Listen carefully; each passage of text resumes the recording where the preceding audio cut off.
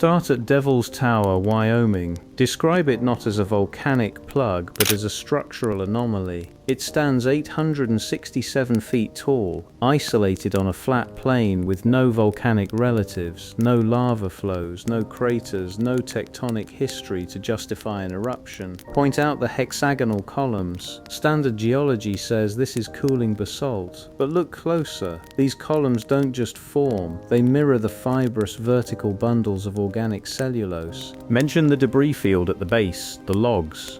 National Park rangers literally call them fallen columns, yet they look exactly like shattered wood grain from a stump that has weathered for millions of years. This isn't just one site. Mention the Giant's Causeway in Ireland and Fingal's Cave in Scotland.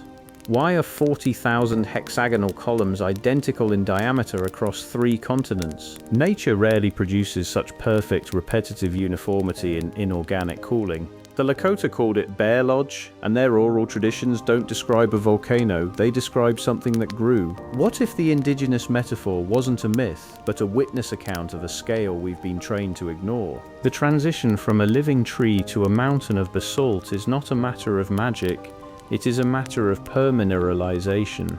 A chemical process that is documented, repeatable, and accepted by every mainstream university. We know that under the right conditions of pressure and mineral-rich water, organic matter is replaced cell by silica or calcium carbonate. We have entire petrified forests across Arizona and the Lesvos island in Greece where you can run your hand over a stone log and feel the bark, the rings, and the knots. The chemistry does not have a ceiling. There is no scientific law stating that a structure 40 miles tall cannot undergo the same molecular replacement as a 10-inch branch. The only thing preventing us from seeing it is the sheer, terrifying scale of the result. Consider the work of Clarence Dutton, the 19th century surveyor who was among the first to map the Colorado Plateau. Dutton was a man of the old world, trained to observe with his eyes before filtering his findings through a textbook. In his 1882 monograph, Tertiary History of the Grand Canyon District, he repeatedly used language that suggested a biological unease. He described certain canyon walls as having a fibrous longitudinal grain that reminded him of shattered timber on a titanic scale. He noted that the way these formations fractured was not the jagged random break of cooling lava, but the splintering of organic bundles. His observations were noted, then quietly filed away as pareidolia, the human tendency to see familiar patterns in random forms. But pareidolia does not explain why independent survey teams on 3 different continents all used the same wood grain metaphors to describe the same class of hexagonal basalt formations. When we look at Devil's Tower through this lens, the volcanic plug theory begins to lose its structural integrity. A volcanic plug is formed when magma hardens inside the vent of an active volcano. Over millions of years, the softer outer volcano erodes, leaving the hard core. If this were true, Devil's Tower should be surrounded by the remnants of its volcanic past, ash beds, lava flows, and tectonic scarring. Instead, it stands in total isolation on a flat sedimentary plain. More tellingly, the debris field at its base consists of fallen columns that the National Park Service rangers colloquially refer to as logs. These columns are hexagonal. In biology, the hexagon is the most efficient shape for packing, seen in honeycombs and the vascular bundles of certain plants. In geology, it is explained by columnar jointing from cooling lava. However, cooling lava produces varying diameters and irregular angles. The columns at Devil's Tower, the Giant's Causeway, and Fingal's Cave exhibit a mathematical uniformity that suggests a biological blueprint rather than a thermal accident. This brings us to the most significant piece of evidence, the oxygen question. This is the logical anchor that mainstream atmospheric science struggled to resolve. During the Carboniferous period, roughly 300 million years ago, the Earth's atmosphere was 35% oxygen, nearly double what it is today. This is a proven fact, evidenced by the fossil records of megafauna. We find dragonflies with 2-foot wingspans and millipedes 8 feet long. Insects do not have lungs. They breathe through their skin via diffusion. To support an insect the size of an eagle, the oxygen saturation must be immense. Now ask the inverse. What supported that atmosphere? The official explanation is vast coal swamps filled with 150-foot trees. But the math is broken. To generate a 35% oxygen global saturation, you would need a biomass of photosynthesis so dense that the 150-foot trees would have to be standing leaf to leaf across every square inch of the planet, including the oceans. It is physically impossible. However, if you introduce the macrobiology model, if the trees were not 150 feet but 40 miles high, the numbers finally close. A single tree of that magnitude, reaching into the upper atmosphere with a canopy the size of a small moon, would produce more oxygen than an entire modern continent of forest. These weren't just big trees, they were the respiratory organs of the planet. We currently live in a low oxygen, thin atmosphere because the primary producers were harvested or destroyed. We are the moss growing on the stumps of a world that once breathed a deeper air. Finally, look at the root systems. In Shiprock, New Mexico, there are radial dikes that extend from the central formation. Geology calls these magma-filled cracks. But look at the orientation. They grow outward and slightly downward into the earth. Magma, following the path of least resistance through horizontal pressure cracks, stays level. Roots, driven by gravitropism, grow downward. We see these dikes appearing at the base of nearly every mesa and butte that fits the stump profile. They are the petrified anchors of a system that needed to hold 40 miles of vertical weight against the rotation of the Earth. When you stop looking at the labels on the national park plaques and start looking at the geometry of the stone, the pattern is undeniable. We are not looking at a volcanic world. We are looking at a harvested garden. We call them table mountains because we can only imagine a table. We cannot imagine the tree that was cut to make it. The primary obstacle to the Great Canopy hypothesis is not a lack of physical evidence, it is the inertia of categorization. Science, as a human institution, operates on a system of peer-reviewed funding that rewards the refinement of existing labels rather than the discovery of new ones. If a young geologist today were to submit a paper titled "Cellular Vascularity in the Columnar Basalt of Devil's Tower," they would not only be denied funding, they would be effectively ending their career before it began. This is not a conspiracy in the cinematic sense of men in suits burning documents. It is a conspiracy of convenience. To admit that a mountain is a stump is to admit that the last 200 years of geological textbooks, the foundations upon which every modern mining, oil and construction empire is built, are fundamentally flawed. It would require a total rescaling of our understanding of time, biology, and the Earth's capacity to support life. The conflict exists in the gap between observation and orthodoxy. In the late 19th century, before the standardization of university curricula, explorers and surveyors were far more honest in their descriptions. They hadn't yet been trained to correct their eyes. When they saw a fibrous interior in a canyon wall, they wrote fibrous. Today, that same observation is labeled pareidolia.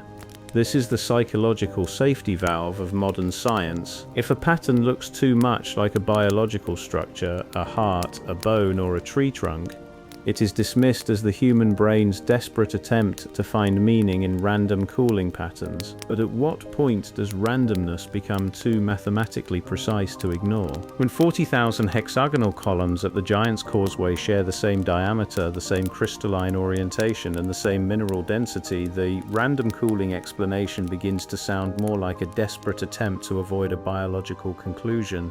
Consider the labeling trap. We walk through a national park and read a placard that says igneous intrusion. Once that label is applied, the human mind stops asking questions. The label provides a sense of closure. We take a photo, we move on, and we assume that the experts have settled the matter. But if you look at the history of these labels, they were often assigned by men who had never seen the formations in person, based on hand-drawn sketches sent back by surveyors. Once a formation is categorized as volcanic, it is never re-evaluated for biological origins. There is no department of macrobiology in any university on Earth. Therefore, there is no one qualified to officially see a 40-mile tall tree. If you aren't looking for it, you will never find it. even if you are standing directly on top of it. The conflict is also one of technological gatekeeping. We currently possess the imaging technology to settle this debate in a matter of months. High-resolution internal scanning, the same ground-penetrating radar and cosmic ray meography used to find hidden chambers in the Great Pyramid of Giza, could be applied to any of the stump formations. At a microscopic level, permineralized biological material and volcanic crystalline structures are fundamentally different. A volcanic rock is a chaotic lattice of cooling minerals. A petrified tree is a structured map of cellular walls, lignin and vascular pathways. The data is there, locked inside the stone, waiting for a scan. But who owns the machines? Who controls the permits for the national parks? The very institutions that have built their reputations on the volcanic model are the ones who control the access to the evidence that could dismantle it. They aren't hiding the truth, they are simply refusing to look for it, because the truth would render their entire life's work a footnote in a much larger, much stranger story. We must also address the great rebranding of the early 20th century. Between 1890 and 1920, as the standardization of history took hold, there was a global push to move away from the catastrophist view of geology, which allowed for massive sudden changes, and toward uniformitarianism, which claims that everything happens slowly over millions of years. This shift was essential for the industrial age. It provided a predictable, boring Earth that could be mapped and exploited. A world where 40-mile tall trees were harvested and cities were built on their remains is a wild world. A world that suggests we are not the masters but merely the scavengers. By relabeling the stumps as mountains, the authorities of the 20th century gave us a world that felt safe, stable, and, most importantly, small enough to control. The conflict is not between fact and fiction, it is between a small history and a large reality. We have been given the small history, the one where trees are 100 feet tall and mountains are just rocks. The large reality is still standing there in Wyoming, in Ireland, and in Venezuela, waiting for a generation that isn't afraid to ask why the mountain looks exactly like it was cut down by a hand we have been taught to forget. The final reveal is not that the trees were large, it is that they were essential. We have been taught to view nature as a background setting, a decorative green film over a rocky ball. But the stump hypothesis suggests a fundamentally different biological architecture. If these organisms reached 40 miles into the sky, they weren't just plants in the modern sense. They were the primary planetary interface between the Earth's crust and the ionosphere. They were massive biological lightning rods grounding atmospheric energy and exhaling a high-pressure, oxygen-rich environment that supported life forms we now categorize as mythical. When you look at the Tepuis of Venezuela, those sheer, flat-topped sandstone mountains that rise thousands of feet from the jungle, you aren't looking at erosion remnants. You are looking at the severed vascular bundles of a world that functioned at a higher frequency. This leads us to the most uncomfortable realization of all. The Earth is a harvested garden. If you look at a modern open-pit copper mine from a high-altitude drone, what do you see? You see benches, terraced, flat-topped steps carved into the earth to allow machinery to move and material to be extracted. Now look at the Grand Canyon. Look at the mesas of the American Southwest. Look at the steps of the Deccan Traps in India. They share the exact geometric signature of industrial quarrying, only on a scale that suggests a heavy hand far larger than our own. We call them natural formations because we cannot conceive of a machine large enough to have carved them. But the geometry doesn't lie. Nature does not produce 90-degree angles, perfectly flat plateaus, and synchronized terracing across thousands of miles of terrain. Extraction does. The guardians we discussed in previous archives weren't just laborers, they were the technicians of the canopy. They lived in a world where the trees provided everything: energy, atmosphere, and shelter. The cathedrals were built to resonate with the specific acoustic frequencies of that high oxygen world. The bells were the tuning forks that kept the biological system in sync. When the canopy was cut, when the 40-mile tall organisms were leveled, and their mineralized stumps left to petrify, the frequency of the Earth changed, the atmosphere collapsed, the oxygen dropped from 35% to 21%. The giants became guardians, then freaks, then myths, as their biological scale was no longer supported by the thinning air. We are the second tenants. We have moved into a house that has been stripped of its wiring, its plumbing, and its primary support beams. We wander through the basement of this fallen world, looking at the massive stone stumps and calling them national parks. We hike the trails that wind around the shattered logs of Devil's Tower and read plaques about volcanic activity, because the truth that we are living in a graveyard of a planetary-scale harvest is too heavy for the modern mind to carry. It suggests that our history is actually a recovery period. We are the moss growing on the ruins. The big reveal is that there is no new world, there is only the old world, resized and rebranded to fit a smaller humanity. The mountains aren't growing, they are the compressed, mineralized memories of what this planet once held. Every time you stand on a mesa and look out over the horizon, you aren't standing on a geological feature, you are standing on a cross-section. You are looking at the stump of a living system so vast that your entire civilization fits inside the diameter of its trunk. The technology to confirm this is sitting in our laboratories. The chemistry is written in the stone.